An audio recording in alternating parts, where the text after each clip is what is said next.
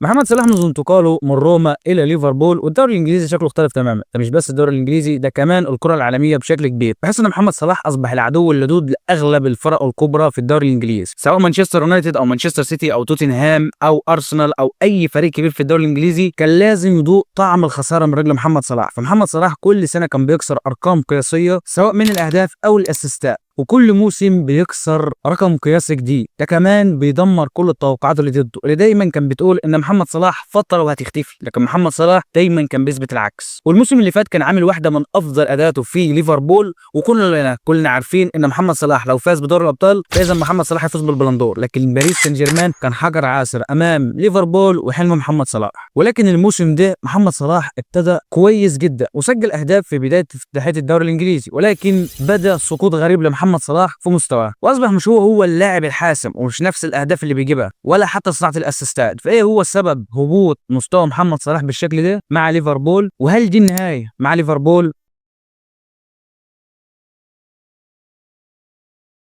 مبدئيا انا عندي 3 اسباب رئيسيه لهبوط مستوى محمد صلاح الموسم ده. نبدا برقم واحد وهو رحيل الكسندر ارنولد عن ليفربول. حاجه ما نقدرش ننكرها ان الكسندر ارنولد هو واحد من اهم اللعيبه في ليفربول، وخصوصا ثنائيته مع محمد صلاح. فالثنائيه دي هي السبب الرئيسي في نجاح منظومه كلوب، لان انت لو قارنت بالارقام او باي حاجه هتلاقيهم اكتر ثنائيه كانت مسجله اهداف وعامله اسيستات وهي ثنائيه الكسندر ارنولد ومحمد صلاح. ده لان الاثنين كانوا بيكملوا بعض. والكسندر ارنولد كان لاعب سريع جدا، وكمان دقته في التمرير كانت عاليه جدا. ده غير كمان مستوى التمريرات بتاعته كان بيقاس بالمسطره، لان ارنولد كان دقيق جدا في تمريراته وتمريراته كان دايما ناجحه لمحمد صلاح، فمحمد صلاح كان يقدر يسجل منها بسهوله. وهنا ميزه مهمه جدا كان بيستغلها الكسندر ارنولد، هو ان محمد صلاح لاعب سريع جدا. ده غير كمان انه لاعب هداف عالي جدا، وخصوصا ان الكوره تكون امامه مش في خلف. والكوره تكون امامه ازاي؟ ان محمد صلاح يقدر يتوجه بيها ويجري بيها ناحيه الجول، مش يستلم الكوره، لان محمد صلاح سيء جدا في حته انه يحتفظ بالكوره، وخصوصا ان مستلم الكوره وظهره للمرمى. وحتى البديل بتاع الكسندر ما هوش افضل من الكسندر، ودي حقيقه. ارنولد هو من احسن الباكات اللي كانت موجوده في العالم، فعشان تعوضه لازم تعوض بباك على الاقل يكون بنفس مستوى او حتى اقل منه بشويه صغيرين، مش بالفرق الكبير ده لان برادلي هو لاعب كويس بس عمره ما هيكون زي ارنولد، لان ارنولد هو كان افضل لاعب موجود في ليفربول من حيث خط الدفاع،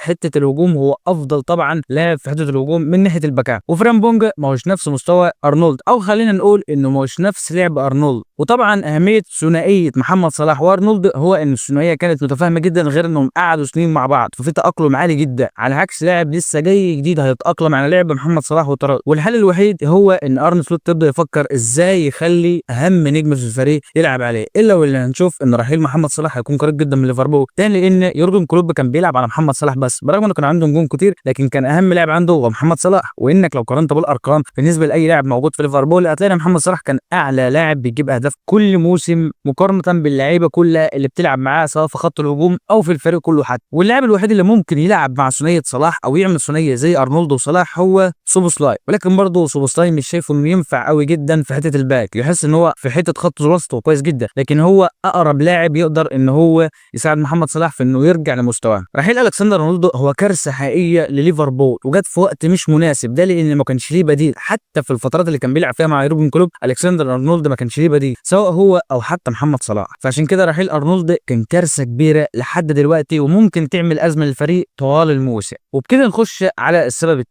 الثاني وهي طريقه لعب ارن سلوت. ارن سلوت ما هوش افضل حالا من يورجن كلوب، على عكس يورجن كلوب كان احسن من ارن سلوت. ارن سلوت في بدايه المباراه كان بيلعب بطريقه كويسه يعني نسبيه، والموسم اللي فات على فكره كان بيلعب كويس جدا، لكن الموسم ده هو اللي هيثبت هل ارن سلوت هيستمر في تدريب ليفربول ولا هيرحل قريبا. بحيث ان ارن سلوت بيلعب بطريقه كويسه بس طريقه مش مناسبه، يعني تحس ان التشكيله متبعصره، مفيش فكر، مفيش اداء، مفيش تحليل للمباريات، مفيش تحليل لمستوى اللعيبه، مفيش تحليل حتى للانديه اللي هيواجهها. وده اللي كان واضح جدا في مباراه تشيلسي، وهو تحليل المباراه مش افضل حال، وحتى تحليله لمستوى اللعيبه برضه مش افضل حاله، على عكس يورجن كلوب اللي كان واحده من الاسباب الرئيسيه اللي كانت بتخليه يكسب المباراه هو تحليله لاداء اللعيبه وتحليله للمنافس كويس جدا ودراسته دراسه كويسه جدا. غير كمان ان ارن سلوت لحد النهارده مش عارف يحط الخطه الصح اللي تناسب الفريق، ومش عارف يلعب اهم نجم عنده وهو محمد صلاح، لان ليفربول لو لعب على محمد صلاح فمحمد صلاح هيقدر يديله حتى لو لموسم واحد بس، مش هقول لك 5 أو 6، هقول لك موسم واحد بس، بحيث حتى ان ارن سلوت لو بيفكر انه يلاقي بديل لمحمد صلاح، لان الفريق لحد دلوقتي ما عندهوش بديل لمحمد صلاح.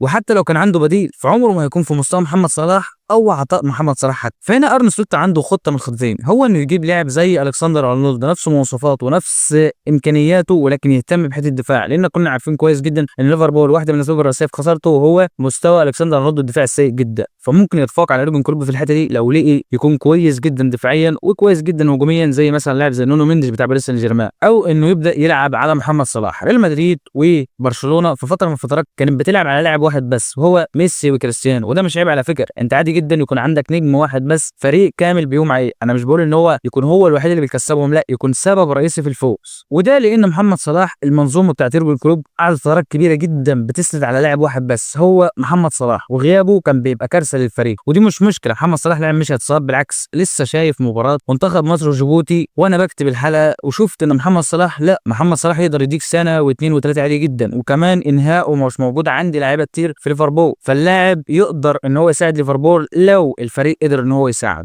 وكده نخش على السبب الثالث. السبب الثالث وهو ممكن يكون غريب شويه لكن هو ممكن يكون حقيقي، هو ان محمد صلاح ابتدى سنه يكبر ولازما يرحل، او ممكن ما يرحلش ويعتزل مع النادي. انا اتمنى انه يعتزل مع النادي ويكون ختم مسيره اسطوريه للاعب اسطوري في ليفربول، واللي هو الاسطوره الاولى دلوقتي حاليا في ليفربول، وهو ان محمد صلاح سنه ابتدى يكبر وممكن ينتقل لفريق مثلا. ابتدينا نسمع كلام عن جالاتا سراي وفريق زي الاتحاد السعودي، ولكن ممكن الموضوع ده يكون بعيد، لان محمد صلاح لياقته البدنيه عاليه جدا، غير كمان اهتمام محمد صلاح الكبير بجسمه وبمستواه وبادائه، وكلنا عارفين الموضوع ده. لكن انا بالنسبه لي ان ممكن محمد صلاح يرحل، بس مش دلوقتي، يرحل بعد سنه اتنين، او ممكن ما يرحلش خالص، وده اللي انا بتمناه وبتمناه جميع مشجعي ليفربول. محمد صلاح هو مش حل، بالعكس صحيح محمد صلاح وجوده مهم جدا للفريق بالنسبه كمان للقياد، ده لان محمد صلاح لاعب مؤثر جدا وكمان مؤثر على اللعيبه اللي سنها صغير. يعني مثلا كانت في قصه جميله جدا سمعناها من محمد صلاح، ان هارفي اليوت بيحكي ان محمد صلاح بيهتم بالعيش اللي هو بياكله هارفي اليوت، فقال له استخدم العيش الاسمر بدل عيش معين لان العيش الاسمر هو مفيد اكتر. وهنا نفهم ان محمد صلاح مش مجرد لاعب عادي، ده اسطوره وقائد حقيقي للفريق. بس ده مش معناه ان محمد صلاح مش ممكن يرحل، بالعكس هو ممكن يرحل، لان اصلا طريقه ارن سلوت مش مساعده بشكل كبير ومش مساعده الفريق. ارن سلوت هو السبب الرئيسي في سقوط مستوى محمد صلاح. محمد صلاح يقدر يديك، واكبر دليل اثبت لي ان السبب الرئيسي في سقوط محمد صلاح هو